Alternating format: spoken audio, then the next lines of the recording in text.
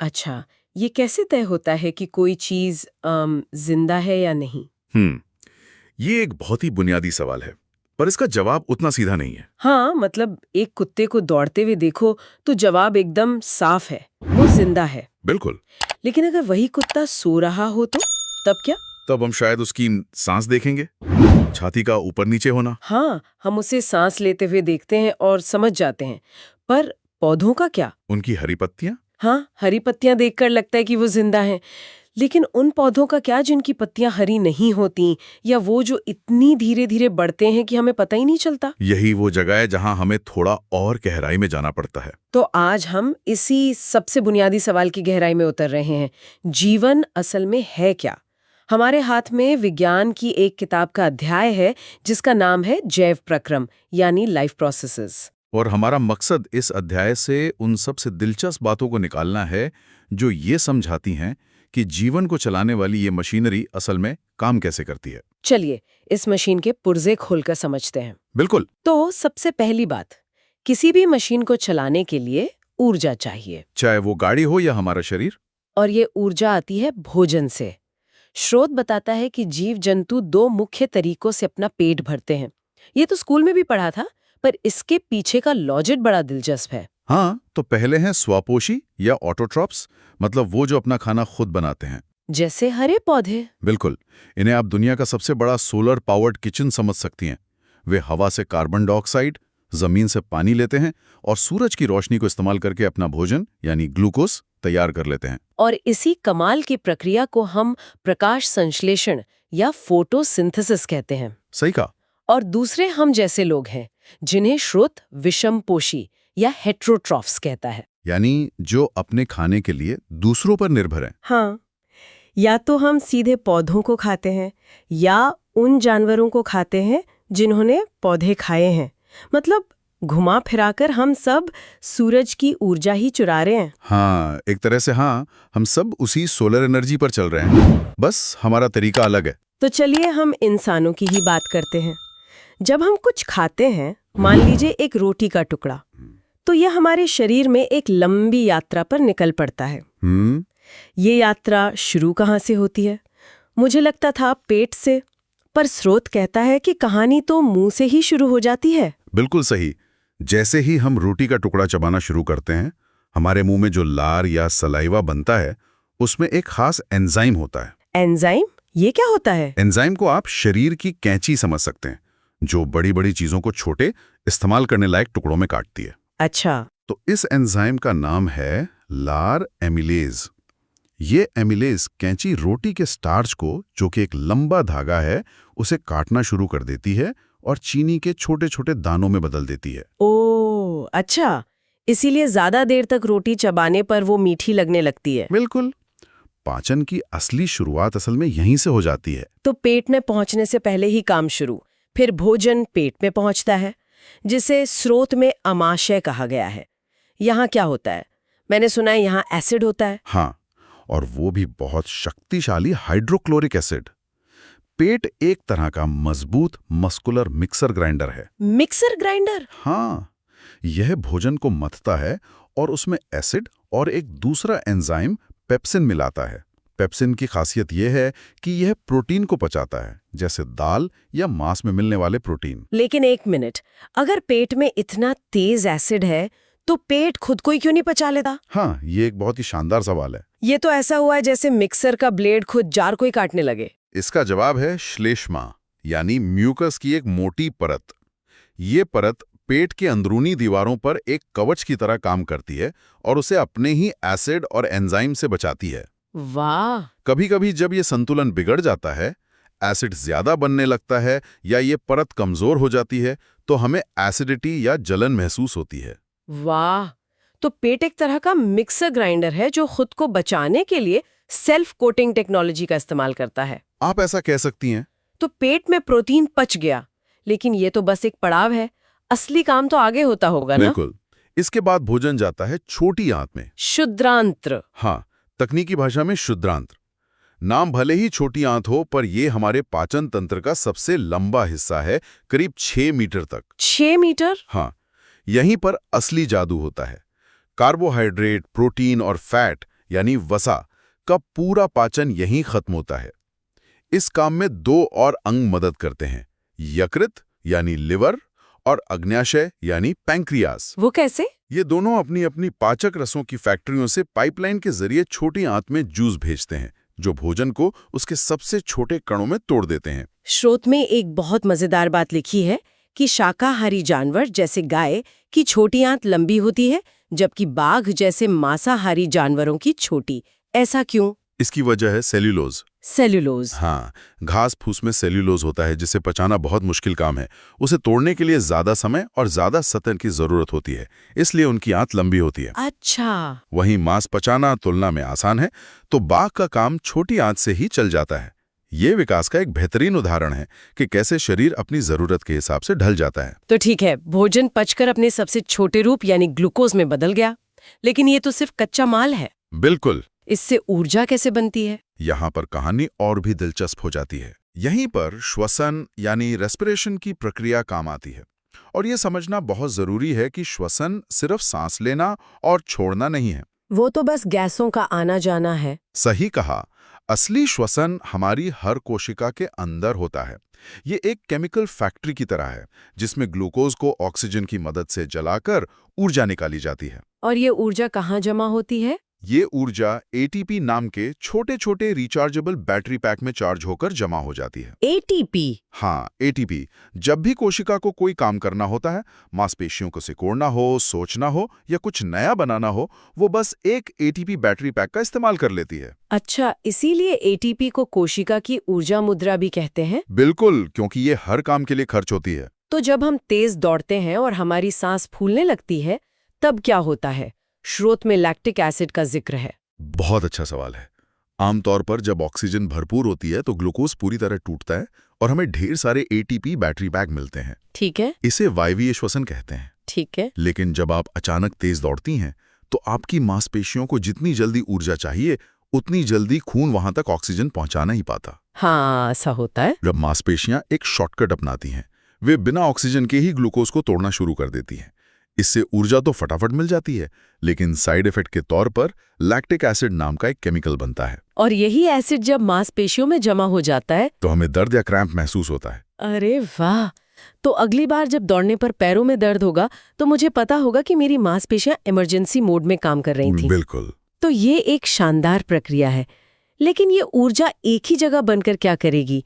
इसे तो शरीर के कोने कोने में पहुंचाना होगा। हाँ, दिमाग से लेकर पैर के नाखून तक। हमारे जैसे खरबों कोशिकाओं वाले शरीर में ये सप्लाई चेन कैसे काम करती है? ये एक बहुत बड़ा चैलेंज है और इसका समाधान हमारे शरीर के परिवहन तंत्र यानी ट्रांसपोर्टेशन सिस्टम ने निकाला है। स्रोत में एक ऐसा तथ्य है जो सच में दिमाग हिला देता है। अच्छा, क्या है वो? अगर हमारे शरीर में ऑक्सीजन सिर्फ विसरण यानी डिफ्यूजन के जरिए फैलती, जैसे पानी में स्याही की बूंद फैलती है, वैसे? हाँ, बिल्कुल वैसे, तो फेफड़ों से ऑक्सीजन के एक अणु को हमारे पैर के अंगूठे तक पहुंचने में अनुमानतः 3 साल लग जाते हैं। क्या 3 साल? हाँ, 3 साल। इसका मतलब तो ये हुआ कि बिना किसी तेज ट्रांसपोर्ट सिस्टम के हम जैसे बड़े और जटिल जीव बन ही नहीं सकते थे। बिल्कुल, हम शायद समुद्र में तैरने वाले किसी अमीबा जैसे छोटे से जीव तक ही सीमित रहते। ये तो हमारे अस्तित्व की शर्त है। हाँ, ये विकास का एक बहुत बड़ा कदम था और इसका समाधान है हीमोग्लोबिन। हीमोग्लोबिन, टैक्सी कह सकते हैं। Superfast taxi. हाँ, ये फेफड़ों से ऑक्सीजन को पकड़ता है और खून के बहाव के साथ सेकंडों में शरीर के हर हिस्से तक पहुंचा देता है। और इस बहाव को बनाए रखने का काम करता है हमारा पंप, हमारा दिल, हमारा हृदय। दिल के बारे में भी स्रोत में दोहरे परिसंचरण या डबल सर्कुलेशन के बारे में बताया गया है। इसका क्या मतलब है? इसका मतलब है कि हमारे शरीर में खून दिल से 2 बार होकर गुजरता है। इंसानों और पक्षियों का दिल 4 हिस्सों या चेम्बर्स में बटा होता है। 4 चेम्बर? हाँ, एक तरफ ऑक्सीजन वाला साफ खून बहता है और दूसरी तरफ कार्बन डाइऑक्साइड वाला गंदा खून। ये बंटवारा बहुत जरूरी है क्योंकि ये दोनों तरह के खून को मिलने नहीं देता। तो ये दोहरा परिसंचरण एक तरह का हाईवे सिस्टम है जहां साफ और गंदे ट्रैफिक के लिए अलग अलग लेन है। हा, आप इसे बिल्कुल ऐसा समझ सकती हैं ताकि कोई जाम ना लगे और डिलीवरी हमेशा तेज रहे। सही है। इसी कुशल सिस्टम की वजह से हमारे शरीर को लगातार भरपूर ऑक्सीजन मिलती है, जिससे हम ढेर सारी ऊर्जा बना पाते हैं। यही ऊर्जा हमें अपना शरीर गर्म रखने में मदद करती है। अच्छा, इसीलिए हम गर्म खून वाले जीव हैं। बिल्कुल। इसके तुलना में मछली के दिल में सिर्फ 2 चेंबर होते हैं और सरीसृप जैसे छिपकली में 3। तो उन्हें अपने शरीर को गर्म रखने के लिए धूप सेकनी पड़ती है। सही पकड़ा। ये तो एक बहुत बड़ा विकासावधि अपग्रेड है। लेकिन पौधों का क्या? उनके पास तो दिल नहीं होता। फिर उनमें पानी और भोजन कैसे ऊपर से नीचे और नीचे से ऊपर जाता है? किसी ऊंचे पेड़ की चोटी तक पानी कैसे पहुंचता है? पौधों का सिस्टम हमसे अलग पर उतना ही शानदार है। उनके पास 2 तरह के पाइपलाइन नेटवर्क होते हैं। पहला है जाइलम। इसका काम है जड़ों से पानी और मिनरल्स को खींचकर पत्तियों तक पहुंचाना। ये काम मुख्य रूप से वाष्पोत्सर्जन नाम की एक प्रक्रिया से होता है। वाष्पोत्सर्जन? ये तो बड़ा भारी शब्द है। प्रक्रिया बहुत सरल है। पत्तियों की सतह पे छोटे छोटे छेद होते हैं जिनसे पानी लगातार भाप बनकर उड़ता रहता है। ठीक है। जब एक अणु उड़ता है तो वो अपने पीछे वाले अणु को खींचता है और वो अपने पीछे वाले को। ये ठीक वैसा ही है जैसे आप स्ट्रॉ से जूस पीती हैं। अच्छा, जैसे स्ट्रॉ से खींचते हैं? हाँ, आप ऊपर से हवा खींचती हैं और जूस ऊपर चढ़ने लगता है। पेड़ में ये खिंचाव सूरज की गर्मी से पैदा होता है जो पानी को ऊपर खींचता है। यानी पेड़ का हर पत्ता एक छोटा सा वैक्यूम पंप है। बिल्कुल। और दूसरा नेटवर्क? दूसरा है फ्लोएम। सही। ये पौधे का फूड डिलीवरी नेटवर्क है।